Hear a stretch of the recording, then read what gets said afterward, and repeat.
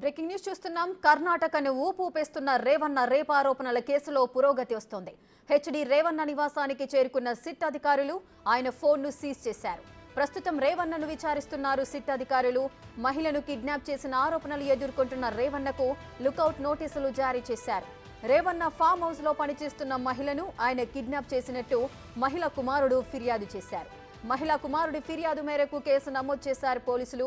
మరోవైపు తనను అరెస్ట్ చేయకుండా ముందస్తు బెయిల్ కోసం కోర్టును ఆశ్రయించారు రేవన్న.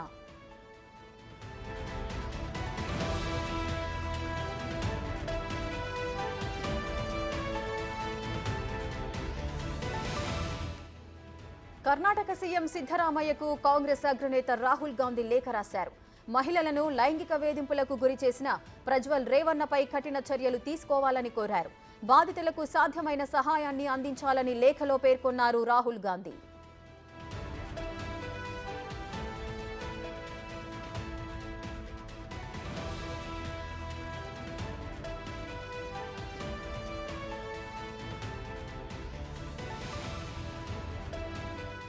కర్ణాటకను ఊపేస్తున్న రేవన్న రేప్ ఆరోపణల కేసులో పురోగతి వస్తోంది.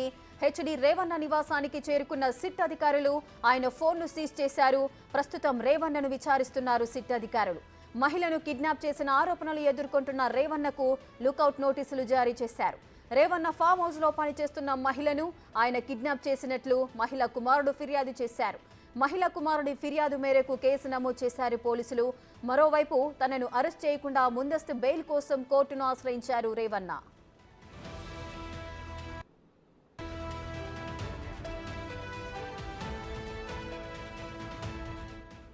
రెడ్డిగా హెచ్డి రేవన్న నివాసానికి చేరుకున్నారు సిట్ అధికారులు. ఆయన ఫోన్ను కూడా సీజ్ చేశారు.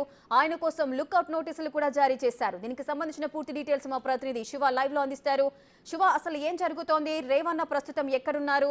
దీనికి సంబంధించిన పూర్తి డీటెయిల్స్ ఏంటి? రైట్ రేఖ, ఈ కర్ణాటకకు సంబంధించిన ప్రజ్వల్ అత్యాచార ఘటనలకు సంబంధించి ప్రజ్వల్ ఏదైతే మహిళలపై అత్యాచారాలకు పాల్పడ్డారో దానికి సంబంధించిన కేసులో తన తండ్రి రేవన్నపై కూడా ఓ మహిళను అంటే వారి ఫామ్ హౌస్లో పనిచేసే మహిళను బంధించారు, కిడ్నాప్ చేశారనేది ప్రధాన ఆరోపణలు ఎదుర్కొంటున్నారు. దానిలో భాగంగా మహిళ కుమారుడు 20 సంవత్సరాల కుమారుడు పోలీసులకు ఫిర్యాదు చేసిన నేపథ్యంలో సిట్ హెచ్డి రేవన్నకు కూడా అంటే ప్రజ్వల్ తండ్రి హెచ్డి రేవన్నకు కూడా నోటీసులు జారీ చేసింది. అయితే నోటీసులు జారీ చేసిన నేపథ్యంలో అరెస్టు చేసే అవకాశాలు ఉన్నాయని ముందుగా భావించిన హెచ్డి రేవన్న ముందస్తు బెయిల్ మంజూరు చేయాలంటూ అరెస్ట్ చేయకుండా ఉపశమనం కల్పించాలంటూ కూడా కోర్టును ఆశ్రయించారు. ఆ కేసుకు సంబంధించి ఆ బెయిల్ సంబంధించి విచారణ జరుగుతూనే ఉంది. కానీ ఇప్పుడు ఈరోజు సిట్ అధికారులు రేవన్న నివాసానికి చేరుకున్నారు. రేవన్న ఫోన్ను సీజ్ చేసిన పరిస్థితి కనిపిస్తోంది. రేవన్నను ప్రజెంట్ ప్రశ్నిస్తూ ఉన్నారు. అంటే మహిళను కిడ్నాప్ చేశారా లేదా, కిడ్నాప్ చేయడానికి గల కారణాలేంటి, ఎందుకు మీపైన ఆరోపణలు వస్తున్నాయి అనే దానిపైన కూడా ప్రధానంగా సిట్ అధికారులు అయితే ప్రశ్నిస్తున్నట్టు తెలుస్తుంది. దీనిలో భాగంగా ఈరోజు కాంగ్రెస్ పార్టీ సీనియర్ నేత కాంగ్రెస్ పార్టీ మాజీ అధ్యక్షులు రాహుల్ గాంధీ కూడా కర్ణాటక ముఖ్యమంత్రి సిద్ధరామయ్యకు ఒక లేఖ రాశారు. ప్రజ్వల్ రేవన్నకు సంబంధించి అత్యాచార ఘటనకు సంబంధించి ఏవైతే ఆరోపణలు వస్తున్నాయో దానిపై కఠినంగా వ్యవహరించాలి, అదుపులోకి తీసుకుని విచారించాలి అంటూ కూడా రాహుల్ గాంధీ సిద్ధరామయ్యకు లేఖ రాశారు. దీనిపై బాధితులు ఎవరైతే ఉన్నారో ఈ ప్రజ్వల్ సంబంధించిన బాధితులు ఎవరైతే ఉన్నారో వారందరూ కూడా తగిన న్యాయం చేయాలనేది ప్రధానంగా రాహుల్ గాంధీ లేఖ రాశారు. దానికి సంబంధించి ఈరోజు సిద్ధరామయ్య కూడా ఒక ట్విట్టర్ వేదికగా కూడా తన ట్విట్టర్ వేదికగా కూడా ఆ లేఖను ట్విట్టర్లో మెన్షన్ చేశారు. మొత్తంగా చూసుకుంటే ఇప్పటికే ఇటు రాహుల్ గాంధీ నిన్న లేఖ రాయడం, ఈరోజు సిట్ అధికారులతో కూడా కేసు దర్యాప్తు ఎంతవరకు వచ్చిందనే దానిపై కూడా ఈరోజు కర్ణాటక ముఖ్యమంత్రి సిద్ధరామయ్య కూడా వారితో సమావేశమయ్యారు.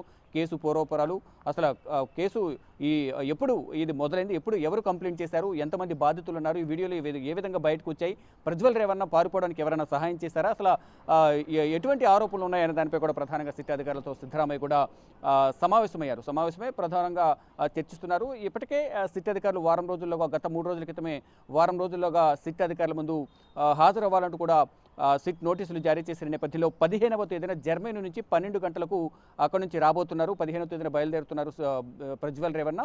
16వ తేదీకి బెంగళూరు చేరుకుంటారు. బెంగళూరు చేరుకున్న తర్వాత సిట్ ముందు హాజరయ్యే అవకాశం కనిపిస్తుంది. సిట్ ముందు హాజరైన తర్వాత అరెస్ట్ చేసే ఛాన్స్ అయితే ఎక్కువగా కనిపిస్తున్నాయి. ఈలోపు ఇద్దరికి కూడా గతంలోనే సిట్ రెడ్ కార్నర్ నోటీసులు జారీ చేసింది. అంటే సిట్ లుకౌట్ నోటీసులు జారీ చేసింది. మరోవైపు ఈరోజు ప్రజ్వల్ రేవణకు బ్లూ కార్నర్ నోటీసులు కూడా సిట్ జారీ చేసినట్టుగా తెలుస్తుంది. అంటే దేశం విడిచి వెళ్ళిపోయారు ఆల్రెడీ, మళ్ళీ వచ్చిన తర్వాత కూడా ఎక్కడికి వెళ్లకుండా ఉండే విధంగా కూడా నోటీసులు జారీ చేసినట్టు తెలుస్తుంది. ఇక మరోవైపు ఇటు ప్రజ్వల్ రేవణ తండ్రి హెచ్డి రేవణ కూడా నోటీసులు జారీ చేస్తారు, లుకౌట్ నోటీసులు. దేశం నుంచి వెళ్లకుండా విధంగా ప్రతి ఎయిర్పోర్ట్లో కూడా భద్రతను కల్పించి రేవణ ఒకవేళ వస్తే కనుక అరెస్ట్ చేసే విధంగా చర్యలు తీసుకోవాలంటూ కూడా లుకౌట్ నోటీసులు కూడా జారీ చేసినట్టుగా తెలుస్తుంది. ఇక మరోవైపు ఈరోజు జేడీఎస్ కార్యకర్త ప్రజ్వల్ రేవణపై మరొక ఫిర్యాదు, జేడీఎస్ కార్యకర్త ఒక మహిళా కార్యకర్త ఒక ఫిర్యాదు చేశారు. 3 సంవత్సరాల క్రితం తన భర్త ఎదుగుదల కోసం పొలిటికల్గా ఎదగాలంటే తాను చెప్పిన మాట వినాలంటూ కూడా మహిళను లొంగ తీసుకున్నట్టు తెలుస్తుంది. అంటే తుపాకీతో బెదిరించి తనపై అత్యాచారానికి పాల్పడ్డారు. అత్యాచారం చేసే సందర్భంలో వీడియో చిత్రీకరించారు. ఆ వీడియో చిత్రీకరించిన వీడియోను నాకు చూయించి బెదిరించి 3 సంవత్సరాల పాటు నాపై అత్యాచారానికి పాల్పడ్డారనేది కూడా ఈరోజు మహిళా కార్యకర్త, జేడీఎస్ మహిళా కార్యకర్త కూడా ఫిర్యాదు చేశారు. అంటే గత కొన్ని సంవత్సరాలుగా మహిళలపై ఇటువంటి అఘాయిత్యాలకు పాల్పడుతున్నట్లు కూడా మనకు ఈరోజు జేడీఎస్ కార్యకర్త కంప్లైంట్ చేసిన ఫిర్యాదును బట్టి మనకు అర్థమవుతుంది. అంటే గత 3 సంవత్సరాల క్రితం వీడియో చిత్రీకరించారు. ఆ వీడియోను చూపిస్తూ పలుమార్లు బెదిరించి తనపై అత్యాచారానికి పాల్పడ్డారనేది ప్రధానంగా జేడీఎస్ కార్యకర్త అయితే ఈరోజు ఫిర్యాదు చేశారు. అంటే ఎప్పటి నుంచో దాదాపు 3000కు పైగా వీడియోలు, 400 నుంచి 500 మందికి పైగా మహిళలపై అత్యాచార ఘటనలు, ప్రతి ఒక్కరిని కూడా ఇటు రాజకీయ కార్యకర్తలకు సంబంధించి కానీ, పార్టీకి సంబంధించిన నేతలు కానీ వారి ఎదుగుదలకు, వారికి పోస్టింగ్లు ఇవ్వడానికి కానీ, ప్రమోషన్లు ఇవ్వడానికి కానీ, అటువంటి వారి మరోవైపు ఇటు పోలీస్ డిపార్ట్మెంట్కి సంబంధించి బ్యూరోక్రాట్స్ను కూడా కొంతమందికి సంబంధించి ఇటువంటి వారిపై కూడా అఘాయిత్యాలకు పాల్పడినట్టు తెలుస్తుంది. మొత్తంగా చూసుకుంటే ఇద్దరికి, ఇటు ప్రజ్వల్ రేవణ అలాగే తండ్రి హెచ్డి రేవణ ఇద్దరికి కూడా ఈ మహిళల వివాదం కేసు అనేది చుట్టుకుంటూ ఉంది. ఇటు ప్రజ్వల్ రేవణ తండ్రి హెచ్డి దేవేగౌడ పెద్ద కుమారుడు హెచ్డి రేవణ తన ఫామ్ హౌస్లో పనిచేస్తున్న మహిళ పట్ల అసభ్యంగా ప్రవర్తించడంతో పాటు మహిళని కిడ్నాప్ చేశారు. ఫామ్ హౌస్లో పనిచేసే మహిళని ఇంటికి రాకుండా అక్కడే బంధించారు అనేది ప్రధానంగా మహిళా కుమారుడు ఫిర్యాదు చేసిన నేపథ్యంలో ఇటు రేవణపై కూడా, హెచ్డి రేవణపై కూడా పోలీసులు కేసు నమోదు చేసి లుకౌట్ నోటీసులు కూడా జారీ చేశారు. సిట్ నోటీసులు జారీ చేసిన విచారణకు హాజరు కావాలని తెలిపిన నేపథ్యంలో తనను అరెస్ట్ చేసే అవకాశం ఉందని భావించిన రేవణ కోర్టును ఆశ్రయించారు. తను అరెస్ట్ చేయకుండా ముందస్తు బెయిల్, యాంటిసిపేటరీ బెయిల్ కూడా అప్లై చేశారు. దానికి సంబంధించి ఇంకా విచారణ కొనసాగుతోంది. కానీ ఈ రోజు సిట్ అధికారులు రేవణ నివాసానికి చేరుకుని విచారిస్తున్నారు. తన దగ్గర ఏదైతే ఫోన్ అయితే ఏదైతుందో ఆ ఫోన్లో ఉన్న ఆధారాలను ధ్వంసం చేసే అవకాశం ఉంది కాబట్టి, అంటే గతంలో ఎవరెవరితో మాట్లాడారు, మహిళను కిడ్నాప్ చేసే సందర్భంలో ఎవరితోనే మాట్లాడారా, అసలు ఆధారాలు ఏమున్నాయని సేకరించేందుకు ఫోన్ కూడా సీజ్ చేసినట్టు తెలుస్తుంది. ప్రజెంట్ రేవణను సిట్ అధికారులు విచారిస్తున్నారు. మరోవైపు ఈ కేసు పురోగతి ఎంతవరకు వచ్చిందనే దానిపై కూడా దర్యాప్తు చేయాలని రాహుల్ గాంధీ లేఖ రాసిన నేపథ్యంలో, కర్ణాటక ముఖ్యమంత్రి సిద్ధరామయ్యకు లేఖ రాసిన నేపథ్యంలో ఆ లేఖ పైన నిన్న లేఖ రాశారు. ఈరోజు సిద్ధరామయ్య ఈ సిట్ అధికారులతో సమావేశమయ్యారు. ప్రజ్వల్ రేవణకు సంబంధించి అత్యాచార ఘటనలకు సంబంధించి అసలు మొత్తం ఎంతమంది బాధితులు ఉన్నారు, ఎన్ని వీడియోలు అసలు ప్రజ్వల్ రేవణ దగ్గర ఉన్నాయి, ఈ కేసు ఏ విధంగా బయటకు వచ్చింది, ఎవరు కంప్లైంట్ చేశారు, వస్తున్న ఆరోపణలు కరెక్టు కాదా, అసలు జేడీఎస్ నేతలు ఏమంటున్నారు, ప్రజ్వల్ కుటుంబ సభ్యులు ఏమంటున్నారు అనే దానిపై కూడా సిద్ధరామయ్య కూడా ఈరోజు సిట్ అధికారులతో సమావేశమయ్యారు. మొత్తంగా చూసుకుంటే ఇద్దరి తల్లిదండ్రులకు, తండ్రి కుమారులకు ఇద్దరికి కూడా ఈ కేసు అనేది, మహిళల కేసు అనేది మెడకు చుట్టుకుంటుంది.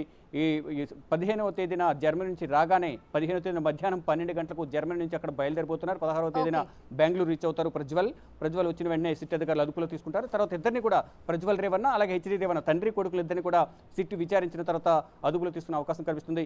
ఈలోపు మరికొంతమంది జేడీఎస్ నేతలు, బాధితులందరూ కూడా పోలీసులకు ఫిర్యాదు చేసేందుకు సిద్ధంగా ఉన్నట్లు కూడా మనకు సమాచారం అయితే ఉంటుంది. రేఖ. Right. Thank you, Shiva. Thanks for the live details.